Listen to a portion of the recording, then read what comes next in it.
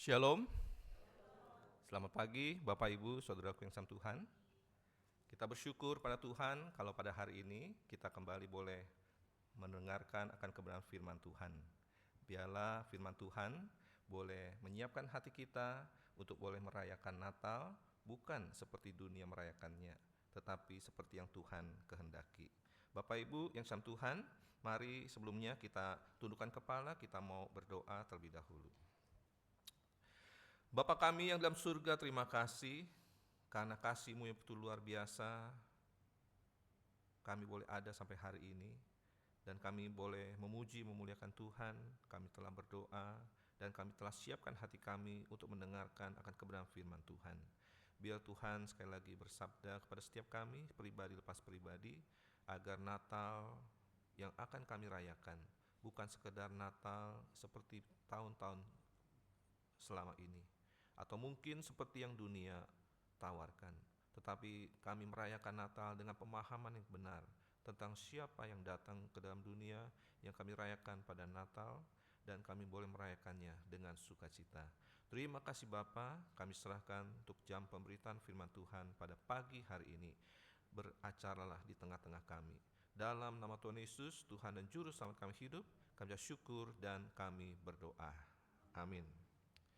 Bapak Ibu yang sama Tuhan, tidak terasa kita sudah sampai di bulan Desember.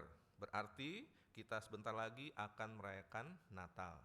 Dan bulan Desember tentu memiliki arti bagi setiap kita pribadi lepas pribadi. Bagi saya, bulan Desember juga merupakan bulan yang penuh rahmat Tuhan. Karena di bulan Desember ini saya juga boleh merayakan akan anniversary daripada pernikahan kami, ya. 21 tahun Tuhan sudah memimpin pernikahan kami, dan kami bersyukur bahwa sampai hari ini masih dipercayakan untuk melayani Tuhan di pos PI Taman Sari Duta Bandara, ya. Dan kiranya kita sekalian boleh terus mendoakan supaya jemaat Duta Bandara pun tidak dalam waktu yang lama dipersiapkan untuk menuju kepada kemandiriannya. Nah, Bapak Ibu yang disayang Tuhan, demikian juga di bulan Desember ini ada kesempatan yang Tuhan berikan kepada keluarga kami, yaitu untuk merawat daripada mertua saya atau mama daripada Semu, ya. Dan dalam kondisi yang sudah terminal dan masa-masa penantian. Jadi ini juga menjadi suatu hal yang Tuhan percayakan kepada kami, ya. Jadi didoakan juga supaya kami bisa melewatinya dengan anugerah pertolongan Tuhan. Amin. Ya, karena saya percaya itu juga suatu berkat kita boleh merawat orang tua kita sampai akhir. Nah, tetapi kiranya semuanya itu tidak membuat kita jadi tidak semangat di dalam merayakan Natal. Kita harus tetap semangat karena Natal sesungguhnya ada di dalam hati kita. Ketika Kristus Yesus lahir dalam hati kita, itulah Natal yang sesungguhnya. Nah, Bapak Ibu yang dikasihi Tuhan, kalau kita lihat di sekitar kita hari-hari ini, ya, kita mulai mungkin sudah melihat akan semarak Natal mulai terasa di mana-mana. Baik itu di tempat-tempat perbelanjaan sudah mulai ada hiasan-hiasan Natal, dan kalau yang saya tahu juga di Jakarta ini ada perlombaan tentang menghias mal-mal, ya. Bagaimana suasana Natal itu bisa dirasakan. Atau juga mungkin kita merasakan semarak Natal, yaitu dengan yang biasanya disukai oleh para ibu-ibu, yaitu apa? Diskon, begitu ya. Diskon barang ini, ya, diskon-diskon sudah mulai bermunculan dan banyak orang yang mulai berbelanja. Nah, apalagi yang dirayakan di dalam semarak Natal, biasanya ada juga paket-paket perjalanan liburan Natal. Nah, cuma dalam hal ini saya selalu ingatkan kepada jemaat sekalian bahwa Natal, ya, kebaktian Natal 24, 25, tanggal 31 tutup tahun, tanggal 1 Januari buka tahun, seharusnya atau sebaiknya orang percaya itu adanya di rumah Tuhan, ya. Kenapa, Saudara? Karena Tuhan mau datang ke dalam dunia kok kita jalan-jalan, Saudara. Jadi selain waktu itu kita bisa jalan-jalan, tetapi pas tanggal itu sebaiknya kita sudah ada di rumah Tuhan, ya. Entah kalau saudara pergi jauh, cari tempat rumah Tuhan di sekitar supaya saudara bisa beribadah pada Tuhan, ya. Tetapi kalau bisa ada di gereja lokal di tempat kita bertumbuh, itu jauh lebih baik. Nah, saudaraku yang sangat Tuhan, jadi semarak Natal sudah mulai terasa di sekitar kita, namun apakah kita akan merayakan Natal seperti biasa-biasanya saja, yaitu sekedar sibuk dan memeriahkan atau mementingkan daripada kemeriahannya, ya. Mulai belanja pohon Natal, pasang di rumah, baik yang kecil sampai yang besar, bungkus-bungkus kado Natal dan sebagainya, siapin angpau Natal, ya. Natal juga ada angpaunya ternyata, saudara, ya. Jadi mulai disiapkan untuk bisa berbagi dengan orang-orang di sekitar, atau pesan kue-kue Natal sehingga ketika nanti mungkin boksunya datang ada kue Natal gitu ya, atau mungkin jemaat datang berkunjung ada kue Natal. Nah, apakah kita hanya merayakan Natal seperti itu saja? Nah, saudaraku yang sangat Tuhan, firman Tuhan pada hari ini mau mengajak kita untuk kita bukan sekedar mempersiapkan Natal dengan cara-cara demikian, tetapi memahami makna daripada Natal itu sendiri, makna daripada kedatangan Yesus ke dalam dunia, yaitu kalau kita melihat di dalam kehidupan orang percaya, kita mengalami dua kedatangan, saudara. Yang pertama yaitu kedatangan yang kita rayakan di pada hari Natal, dan kita sesungguhnya sedang menantikan kedatangan yang kedua, yaitu parusia, yaitu ketika Tuhan datang untuk menjemput kita sekalian. Nah, saudaraku yang sangat Tuhan, jadi bagaimana kita dalam tema kita pada hari ini, sambutlah kedatangannya.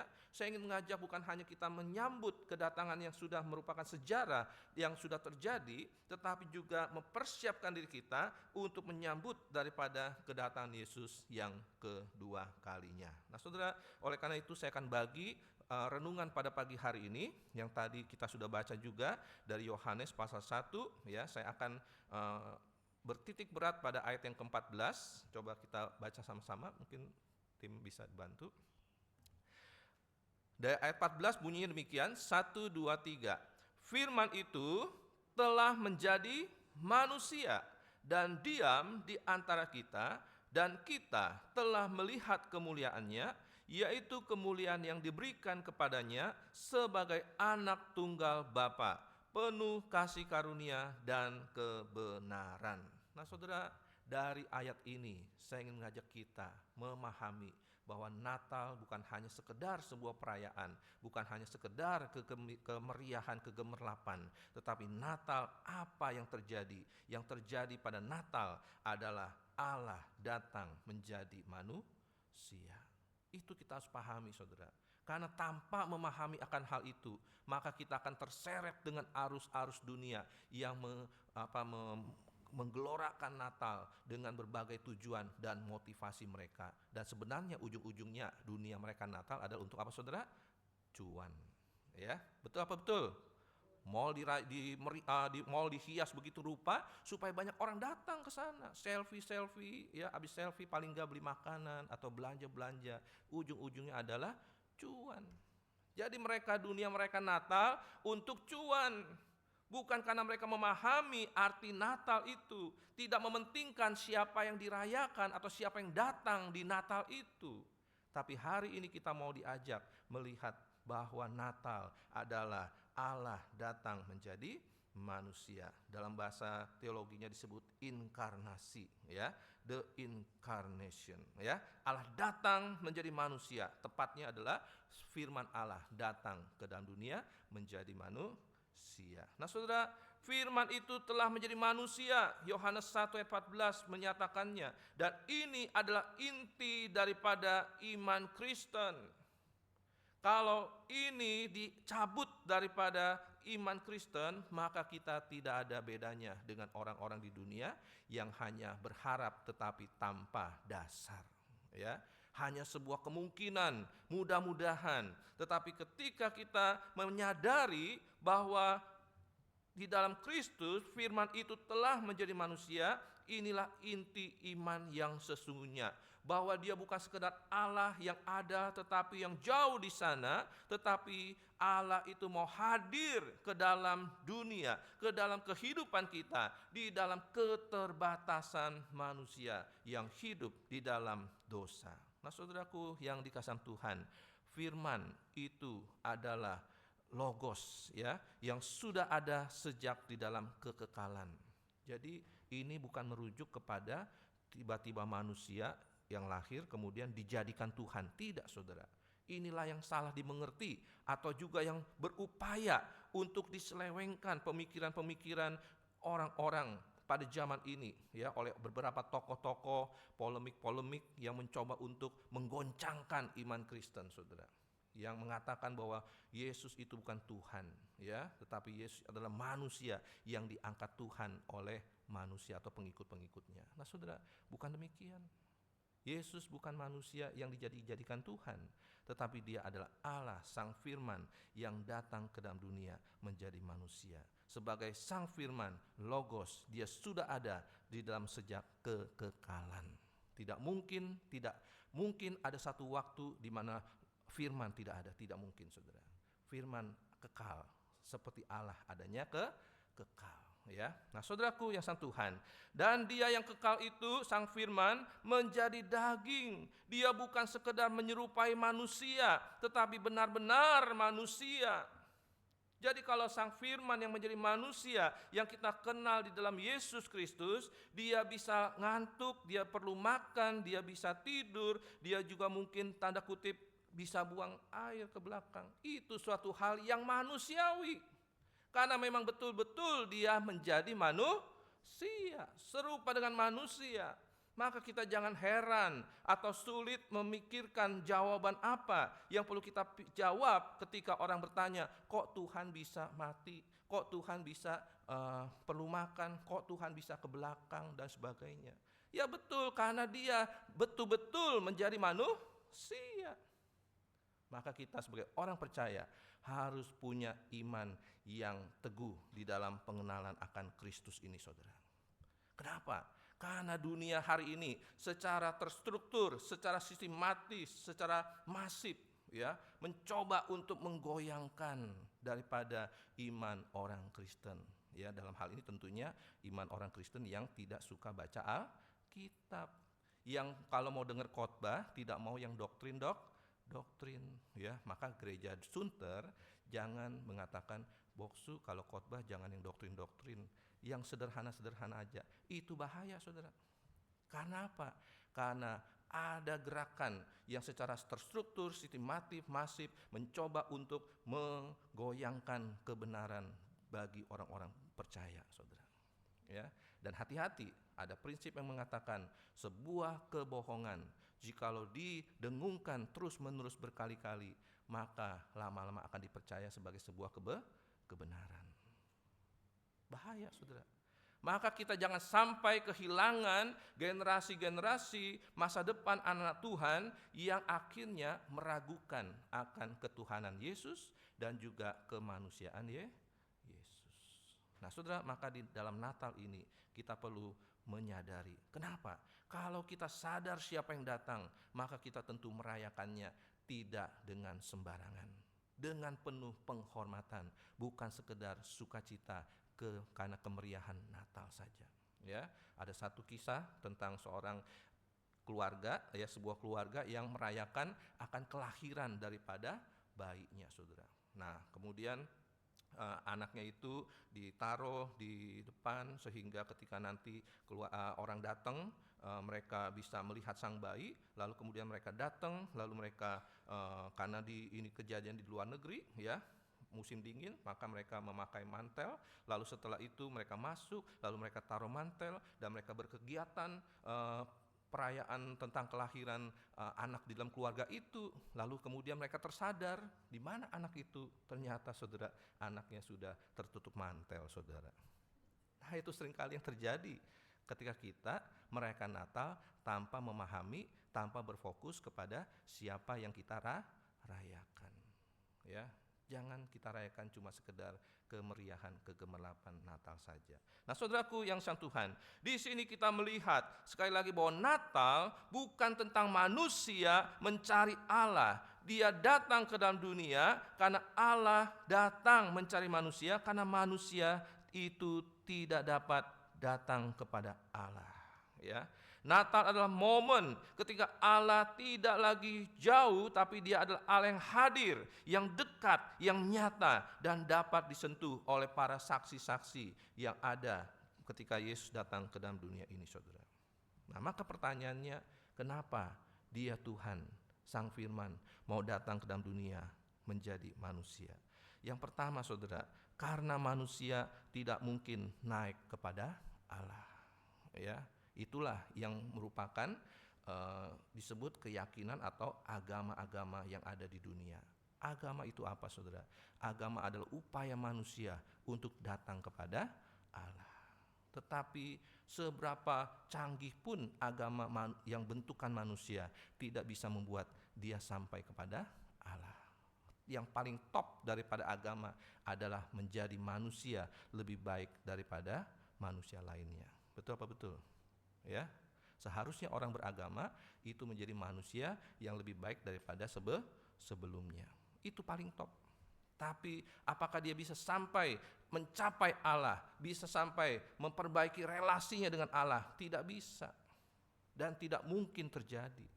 Tetapi di dalam ketidakmungkinan itu, Natal memberikan kabar sukacita bagi kita, yaitu Allah yang datang ke dalam dunia. Manusia tidak mungkin naik pada Allah, tetapi Allah yang datang kepada manusia. Jadi jikalau ada manusia memikirkan bahwa dia bisa mencapai keselamatan bergantung pada usaha dirinya sendiri, maka itu suatu hal yang mustahil. Karena tanpa Tuhan datang ke dalam dunia, tidak ada seorang pun yang bisa selamat. Karena firman Tuhan jelas mengatakan bahwa semua orang telah berbuat dosa dan telah kehilangan kemuliaan Allah. Tidak ada satu orang pun manusia yang karena hasil usahanya sendiri atau karena merasa dirinya tidak berdosa, tidak perlu juru selamat, dan dia bisa sampai pada Allah. Tidak mungkin, saudara. Firman Tuhan tegas akan hal itu.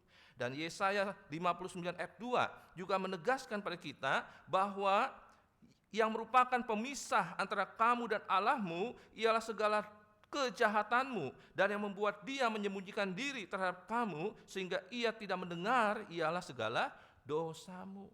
Jangankan bicara tentang dosa yang diwariskan dari Adam dan Hawa yang membuat kita terpisah dari Tuhan Allah. Ya, ada sebagian orang kan protes akan hal itu. Ya, kami tidak mau percaya dengan dosa warisan atau dosa karena manusia jatuh dalam dosa diwakili Adam Hawa. Oke. Tetapi bagaimana dengan dosa-dosa yang kau buat sendiri, saudara? Apakah ada manusia yang tidak pernah berbuat dosa dari waktu dia lahir sampai sekarang? Tentu tidak. Ya. Dan cukup satu dosa bisa memisahkan engkau dari Tuhan Allah. Nah, saudaraku yang sangat Tuhan, jadi saya mau katakan bahwa jikalau Tuhan Yesus tidak datang ke dalam dunia, maka manusia tidak bisa diselamatkan. Itulah Natal, berita sukacita bagi kita. Nah, yang kedua, mengapa Allah perlu datang ke dalam dunia? Karena hanya Allah yang menjadi manusia yang dapat menebus manusia.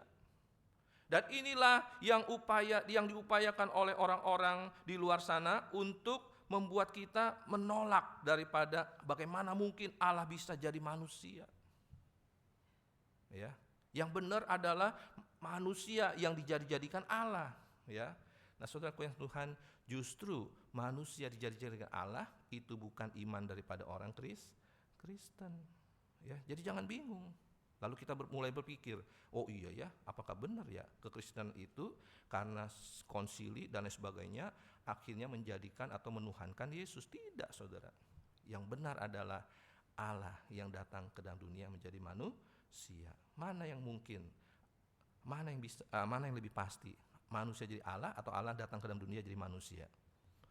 Allah datang ke dalam dunia jadi manusia. Dan kenapa Allah perlu datang ke dalam dunia menjadi manusia? Ini bukanlah suatu pilihan, ya, tapi ini ada suatu keharusan, saudara.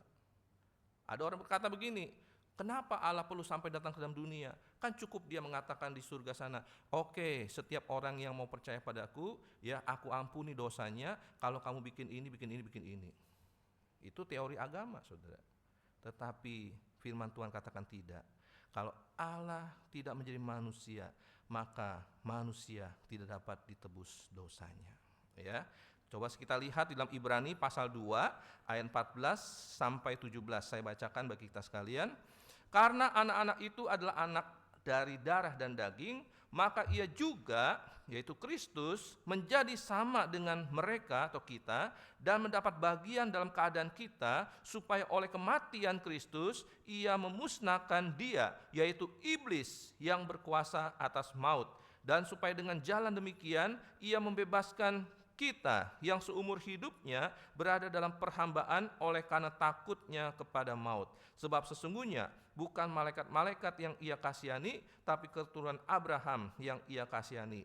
Itulah sebabnya, maka dalam segala hal ia harus disamakan dengan saudara-saudaranya, supaya ia menjadi imam besar yang menaruh belas kasihan dan yang setia kepada Allah untuk mendamaikan dosa seluruh bangsa. Jadi kenapa Sang Firman perlu datang dalam dunia jadi manusia? Karena manusia telah berdosa dan harus binasa, harus mati, mengalami kematian, saudara. Maka Allah tidak mungkin mati. Tetapi Sang Firman ketika datang ke dalam dunia, mengambil kodrat manusia di dalam kedagingannya, itulah dia mengalami kematian. Tetapi bukan hanya dia mengalami kematian, tapi dia bangkit daripada kematian. Amin. Manusia pada dirinya sendiri juga pasti akan mengalami kematian, dan tidak ada satu manusia pun karena dirinya sendiri atau kuasanya sendiri bisa bangkit daripada kematian. Tidak ada satu orang manusia pun yang mati bisa bangkit, saudara.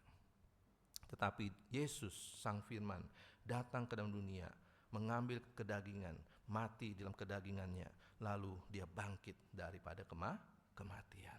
Nah, inilah yang harus terjadi. Inilah keharusan penebusan, dan ini bukan opsi. Jadi kalau kita menolak kematian dan kebangkitan Yesus, saudara, maka tidak ada yang namanya keselamatan bagi kita. Nah, yang berikutnya, mengapa Allah datang ke dalam dunia? Karena Allah ingin menyatakan kasih-Nya kepada kita secara sempurna. Karena kasih sejati bukan sekedar kata, tapi kehadiran dan pengorbanan. Ya, amin. Kasih yang sejati adalah pengorbanan. Ada orang yang mengatakan, kalau kita memberi kepada orang lain belum merasa terasa sakit, ya, berarti itu sebenarnya belum memberi. Itu kita memberi dari kemampuan kita, memberi dari kelebihan kita.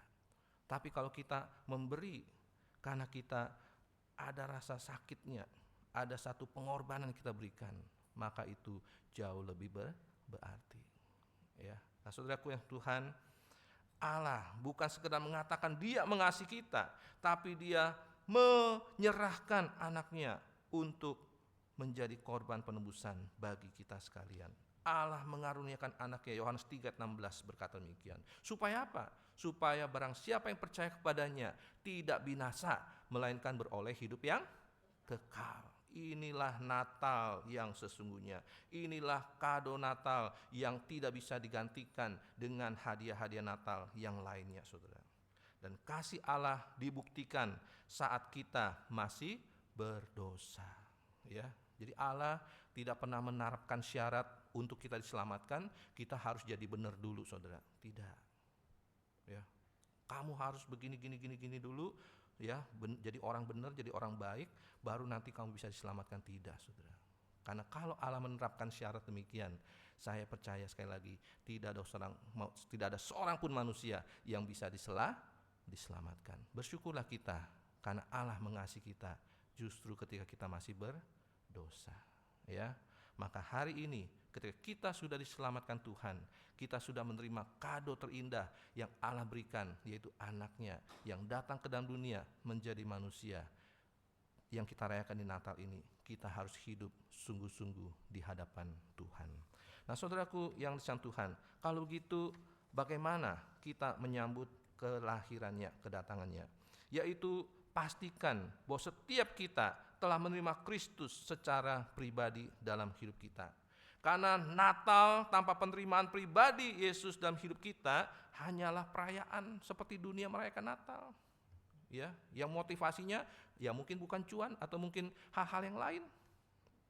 Ya, pastikan bahwa setiap kita yang merayakan Natal adalah telah menerima Kristus secara pribadi. Dan kita juga doakan supaya ketika Natal kita rayakan bersama-sama dengan keluarga.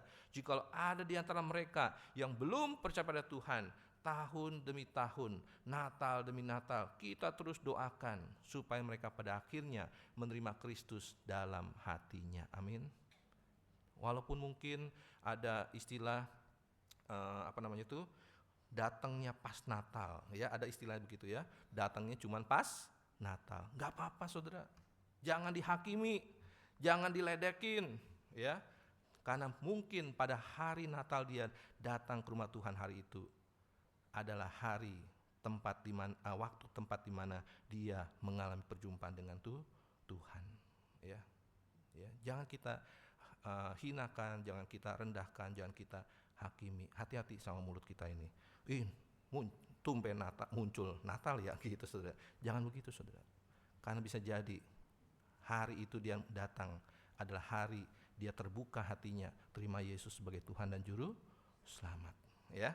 Nah, saudaraku yang Tuhan, jadi merayakan atau menyambut kedatangannya dengan menerima dia secara pribadi. Pastikan orang-orang yang kita kasihi juga telah menerima Kristus secara pribadi. Yang kedua, yaitu kita harus hidup di dalam kerendahan hati dan ketaatan. Karena kedatangan Kristus memanggil kita menanggalkan keangkuhan. Setiap orang yang turut serta, anak-anak Tuhan yang turut serta menyambut kedatangan Kristus, itu harus menanggalkan keangkuhannya. Jangan jadi anak Tuhan, orang Kristen yang sombong. Ya, kita harus rendah hati. Kalau kita terima anugerah keselamatan, juga jangan sombong. Justru kita harus semakin rendah hati, bersyukur Tuhan Engkau memberikan anugerah-Mu bagi kami keselamatan. Dan di dalam kerendahan hati itulah yang juga akan mendorong kita memikirkan, memiliki perasaan sama seperti Kristus supaya banyak orang juga bisa datang sampai kepada Allah. Ya. Kalau sebagai orang Kristen kita tidak pernah memikirkan atau tidak punya pikiran seperti Kristus supaya orang banyak datang pada Tuhan, itu sesungguhnya adalah pikiran yang sombong. Hati-hati saudara. Tidak menginjili adalah sebuah kesombongan. Bukan soal tidak tahu caranya. Kalau tidak tahu caranya bisa dicari tahu. Tapi masalahnya setelah tahu pun apakah engkau memberitakan Injil? Jikalau tidak, itu bentuk kesombongan. Hati-hati. Ya. Tuhan Yesus datang ke dalam dunia menanggalkan kemuliaannya, ya. Kalau kita baca di dalam Filipi 2 ayat 5 sampai 8, saya bacakan buat kita sekalian. Hendaklah kamu dalam hidupmu bersama menaruh pikiran dan perasaan yang terdapat juga dalam Kristus Yesus, yang walaupun dalam rupa Allah tidak menganggap kesetaraan dengan Allah itu sebagai milik yang harus dipertahankan, melainkan telah mengosongkan dirinya sendiri dan mengambil rupa seorang hamba dan menjadi sama dengan manusia, dan dari dalam keadaan sebagai manusia ia telah merendahkan dirinya, taat sampai mati, bahkan sampai mati di kayu salib, dan oleh kematiannya membawa orang banyak datang kepada Allah. Maka bagaimana kita menyambut kedatangannya? Pastikan kita telah menerima dia secara pribadi dalam hidup kita, dan kita terus hidup di dalam kerendahan hati.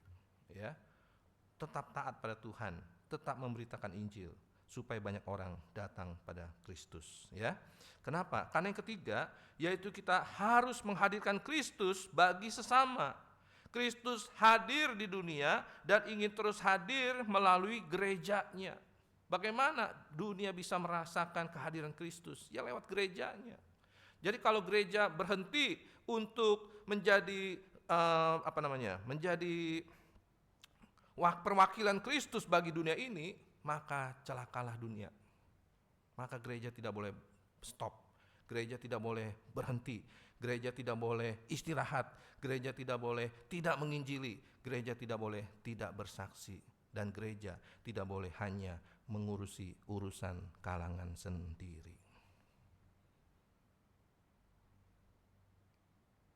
Gereja itu bisa semua di antara kita dan juga secara institusi gereja. Kita tidak boleh berhenti. Kita harus menghadirkan Kristus di tengah-tengah dunia ini. Ya. Nah saudara, bagaimana caranya? Yaitu dengan saling mengasihi. Jangan jadi gereja, apalagi Natal gitu ya, gontok-gontokan. Dimulai dari mana saudara? Dimulai dari rapat panitia Natal. Wah, nentuin dekor Natal aja bisa berantem. Apa kata dunia saudara? Ya, masalah konsumsi bisa berantem. Apa kata dunia? Ya, apalagi ributnya sampai ngajak-ngajakin orang nggak mau Natalan di gereja kita, pindah gereja. Itu jangan sampai terjadi begitu saudara. Ya. Dan kita perlu menghadirkan Kristus bagi orang-orang di sekitar kita, kepada yang paling hina. Maka Natal jangan menjadi sebuah menjadi sebuah tempat atau waktu di mana orang-orang justru enggan datang. Aduh, saya malu, nggak bisa, nggak mau datang ke gereja. Kenapa? Saya ini nggak ada apa-apa, saya ini nggak punya apa-apa. Ya, jangan jadikan Natal sebagai ajang pamer kemewahan, tapi justru Natal harus menjadi kesempatan momen di mana semua orang bisa datang kepada Tuhan, dan kita perlu merangkul mereka, mengajak mereka. Ya, Matius 25 ayat 40, Yesus berkata, Matius pasal 25 ayat 40, Aku berkata kepadamu, sesungguhnya segala sesuatu yang kamu lakukan untuk salah seorang dari saudaraku yang paling hina ini, kamu telah melakukannya untuk aku.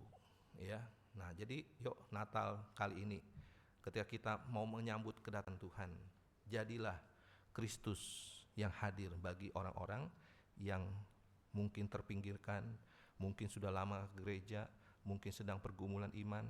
Kita ajak Natal kali ini, datang lagi pada Tuhan, bangkit kembali di dalam Tuhan. Ya, nah saudaraku, yang kedua kita mau belajar pada pagi hari ini, yaitu kita merayakan Natal dengan sukacita. Amin.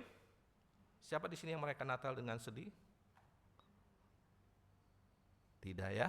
Kita merayakan Natal dengan sukacita. Tetapi sukacita karena apa?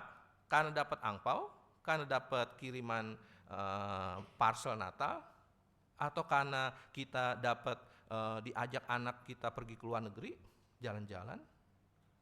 Nah saudara, sukacita Natal bukan karena pemberian-pemberian atau materi-materi. Sukacita Natal adalah karena Natal itu sendiri membawa sukacita.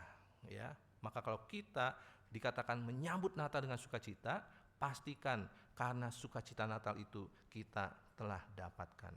Nah, sukacita Natal itu diberikan oleh Allah kepada kita, bukan kepada pembesar-pembesar. Ya, ini bisa kita lihat di dalam Kejadian Lukas 2 ayat 10 sampai 11. Ya, berita Natal, sukacita Natal itu pertama-tama diberikan justru bukan kepada Herodes.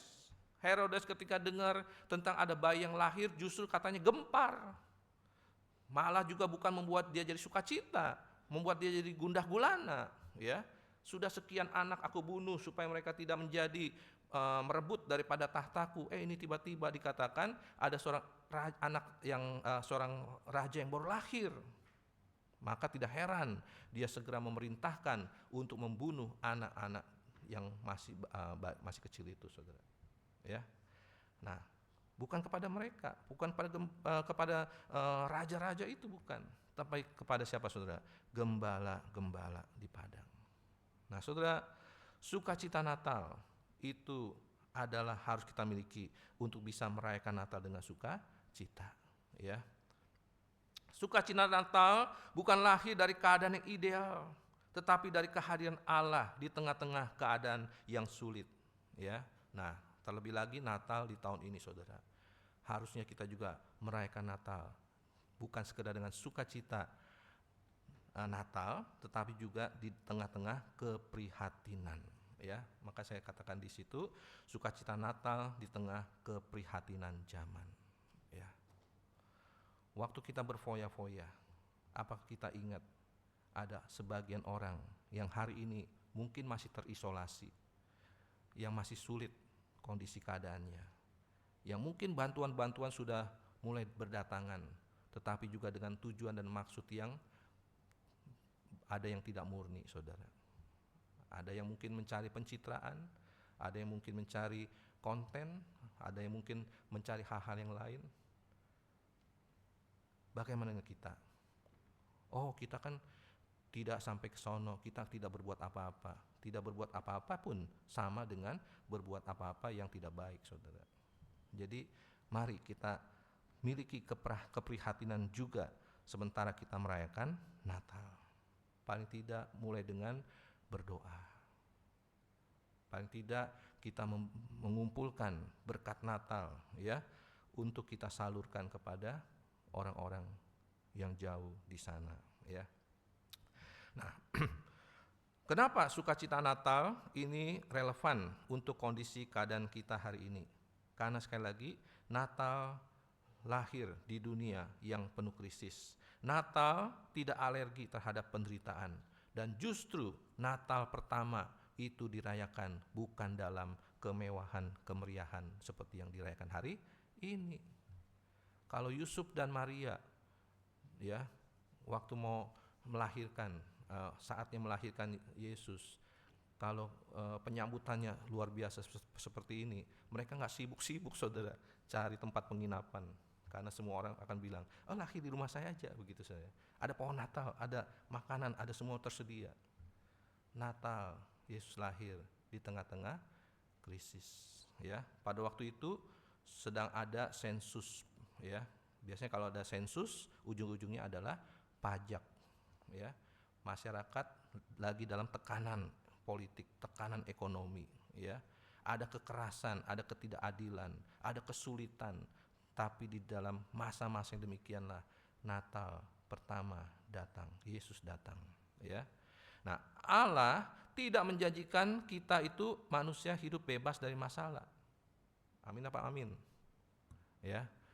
Kalau misalnya kita kemarin di ulang tahun GSRI Taman Sari ya, yang ke-75, temanya What Next ya. Nah, mungkin kita nanti di tahun baru ya kita juga akan berpikir apa lagi nih yang mau kita lakukan ya. Nah, ada satu kalimat dari ketua sinode kita yang mengingatkan kita pada Matius 28 ayat 20, yaitu apa saudara? Dia katakan what next itu tidak jadi masalah ya. Bisa itu mau kita rancang program atau apa dan sebagainya, tapi yang paling penting adalah ada janji penyertaan Tuhan. Aku menyertai kamu senantiasa sampai pada akhir zaman. Nah, inilah sukacita Natal, saudara. Ya, sukacita Natal bahwa di tengah-tengah masalah pergumulan yang mungkin akan kita alami ke depannya, ada penyertaan Tuhan bagi kita. Amin. Beberapa waktu yang lampau, gonjang-ganjing tentang peristiwa kedatangan Yesus, rapture, pengangkatan, saudara. Nah, kira-kira waktu itu saudara menyikapinya seperti apa? Ada yang mulai takut, ada yang mulai gentar. Katanya Yesus mau datang, ya. Kemudian saudara katanya ada bulan merah, ya, dan lain sebagainya.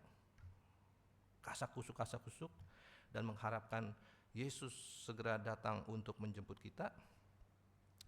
Tapi yang terjadi saudara, Yesus berkata itu belum kesudahannya, saudara. Ya. Nah, lalu ada yang mulai berdoa ya mengenai bencana alam kemarin.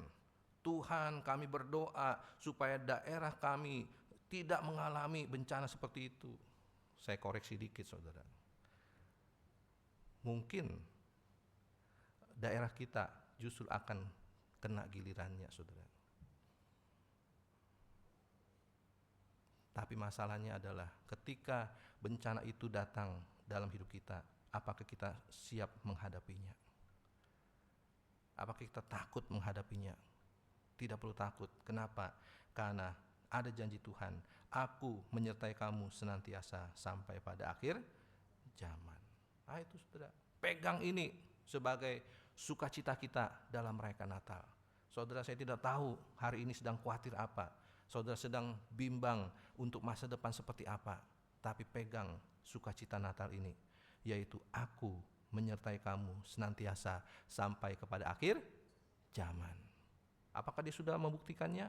Sudah, dia pernah datang ke dalam dunia. Allah, Sang Firman telah berinkarnasi, dia adalah Allah yang Immanuel, dan dia berjanji satu hari akan datang kembali. Ya. Nah, kemudian Sukacita Natal itu berakar pada pengharapan, bukan keadaan. Karena sukacita kita itu bersifat eskatologis. Maka kita bisa katakan seperti Paulus katakan bahwa penderitaan yang kita alami hari ini tidak lebih besar daripada kemuliaan sukacita yang Tuhan akan berikan di waktu yang ketika dia datang. Betul apa betul? Ya. Maka kita harus memiliki pengharapan kepada masa depan, kepada kedatangan Yesus yang kedua kali. Ya, kita diselamatkan di dalam pengharapan, dan penderitaan ringan kita hari ini akan menghasilkan kemuliaan. Jadi mari sebagai anak-anak Tuhan, dunia boleh katakan tahun depan itu bisa jadi seperti apa-apa, tapi kita mau katakan bahwa di dalam Tuhan selalu ada pengharapan. Nah, secara cepat, bagaimana kita hidup dalam sukacita Natal hari ini? Jadi anak Tuhan jujur mengakui realitas tanpa keinginan iman. Ya, mulai perhatikan cara kita beriman pada Tuhan.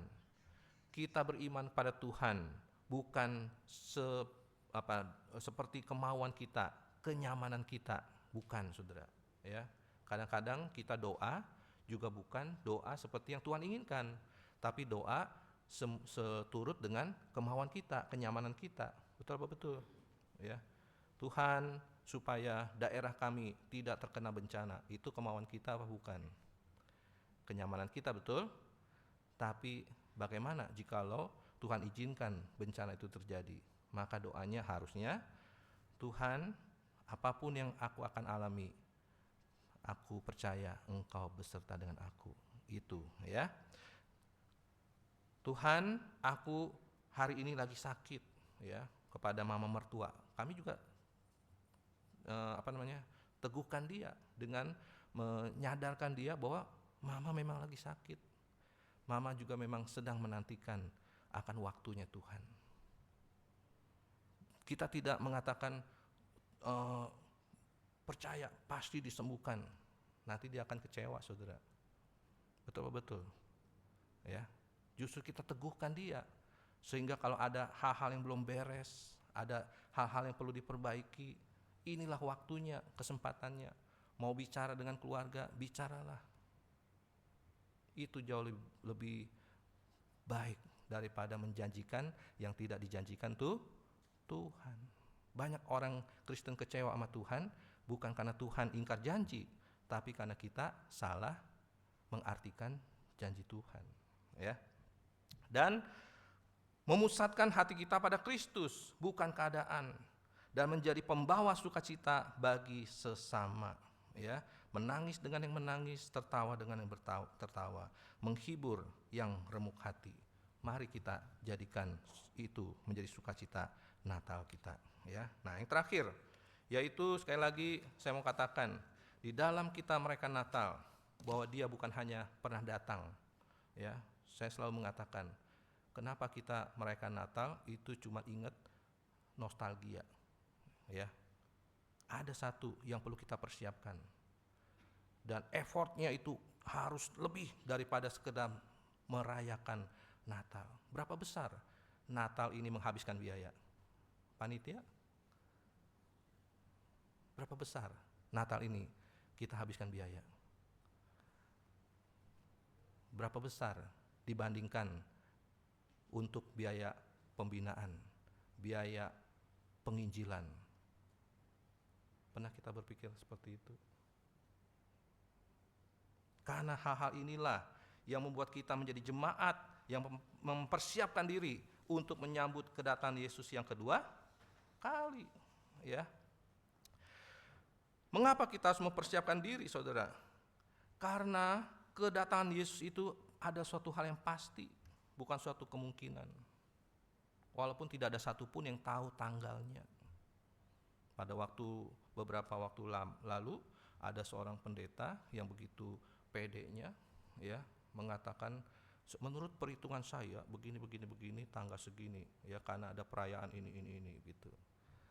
Walaupun setelah terjadi tidak seperti yang dikatakan, dia ngeles, pakai jurus ngeles, saudara. Ya. kedatangan Yesus itu pasti terjadi. Ya, walaupun tidak ada satupun yang tahu kapan waktunya. Tetapi kita sedang bergerak menuju kepada titik akhir itu. Maka bagaimana kita mempersiapkan diri? Itu adalah cara kita menyambut kedatangannya. Karena kedatangan Dia yang kedua kali akan membawa penghakiman dan pemulihan bagi kita. Kalau yang sekarang kita rayakan Natal adalah merayakan Dia yang datang untuk menyelamatkan kita. Dan masa ini disebut masa anugerah. Barang siapa yang percaya kepada Dia diselamatkan. Tapi saat nanti Dia datang kedua kali, Dia datang bukan sebagai penyelamat, tapi untuk menghakimi yang hidup dan yang mati. Maka kita harus bersiap diri. Dan jikalau kita ada orang-orang yang kita kasih yang belum di dalam Tuhan, kita harus bukan sekedar membawa mereka sukacita Natal saja, tapi berfokus mereka terima Yesus supaya apa? Nanti sambut datang yang kedua kali Dia tidak dihakimi oleh Tuhan, ya. Dan kita harus memperhatikan hidup kita hari ini akan menentukan kesiapan kita esok, ya. Perhatikan cara hidup kita. Ini juga menjadi harus menjadi concern daripada kita dan gereja hari-hari ini. Banyak orang hari ini, ya, hidup dalam budaya apa, saudara? Healing. Saudara pernah dengar kata ini? Healing? Jalan-jalan. Ya, tapi saya mau katakan hati-hati dengan healing. Dari healing lama-lama jadi hilang-hilang, saudara. Betul apa betul? Hah? Betul. Ya. Tadinya malu-malu, lama-lama mulai berani mempostingkan lagi. Waktunya ibadah, dia lagi healing di tempat lain. Lama-lama hilang. Karena itu sudah disampaikan oleh firman Tuhan. Janganlah kamu menjauhkan diri dari pertemuan ibadah seperti yang dibiasakan. Nah, dunia hari ini sedang menawarkan kita paket-paket healing, jalan-jalan, healing, lama-lama hilang. Hari ini saya sedang melihat fenomenanya sedang terjadi di gereja-gereja. Mudah-mudahan bangku-bangku kosong ini bukan orang yang lagi healing, saudara. Healing hilang, saudara. Ya, tapi ini fenomenanya. Ya, kita harus pastikan kehidupan kita hari ini, karena esok saat Tuhan Yesus datang kedua kali, Dia akan memintai pertanggungjawaban kita. Apa yang kita tabur hari ini pasti akan kita tuai. Tuhan tidak dapat dipermainkan, saudara. Jadi hiduplah yang benar-benar. Itulah cara kita menyambut kedatangannya, ya. Hidup dalam kekudusan dan pertobatan. Yang kedua, setialah dalam panggilan dan pelayanan kita. Jangan hilang, saudara. Bilang kanan kiri, jangan hilang. Jangan hilang, ya. Tapi kan saya hilangnya itu karena sudah menyelesaikan periode pelayanan, begitu ya. Saudara, saya mau katakan, periode boleh selesai, tapi pelayanan harus tetap berjalan. Amin. Ya. Entah kan sebentar lagi kan tutup tahun nih, Januari mungkin kepengurusan baru, ya.